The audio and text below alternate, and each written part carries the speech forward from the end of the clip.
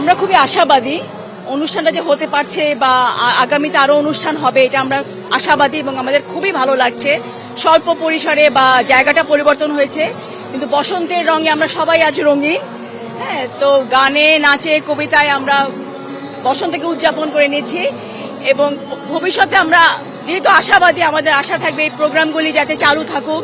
এগুলি আমাদের প্রাণের প্রোগ্রাম, আমাদের নাগরিক জীবনে একটা অন্যরকম বার্তা নিয়ে আসে। বসন্ত উৎসব, নবান্ন উৎসব, এগুলি আমাদের নিজস্ব প্রোগ্রাম, তো এগুলি যাতে চালু থাকে সেটাই আমাদের আশা থাকবে। আজ বসন্ত, কোকিল মানে ফুল ফুটুক না ফুটুক, কোকিল ডাকবে, বসন্ত আসবে, এটাই হলো আমাদের সবচেয়ে বড় কথা।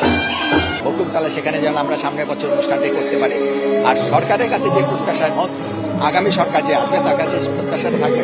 আমরা গত 1.5 বছর কিন্তু দুঃখজনক দুর্ভাগ্যজনক হলেও বাস্তব সত্যটি হচ্ছে আমাদের আউল বাউল সমস্ত অনুষ্ঠানগুলো কিন্তু আমরা সেইভাবে করতে পারিনি। অনেক জায়গা আক্রান্ত হয়েছে। আমি সাংস্কৃতিক অঙ্গনেই বলছি, একটা বন্ধাত্মতার জায়গায় গেছে। আজকের থেকেই এই বসন্ত উৎসব থেকে যেন সেই দরজাটা খুলে যায় এবং আগামী সরকার যেন সেটাকে সত্যিকার অর্থে নারিশ করে, যাতে আমরা বাঙালি যে সংস্কৃতির বাঙালি, সাংস্কৃতিক অনুষ্ঠানের বাঙালি।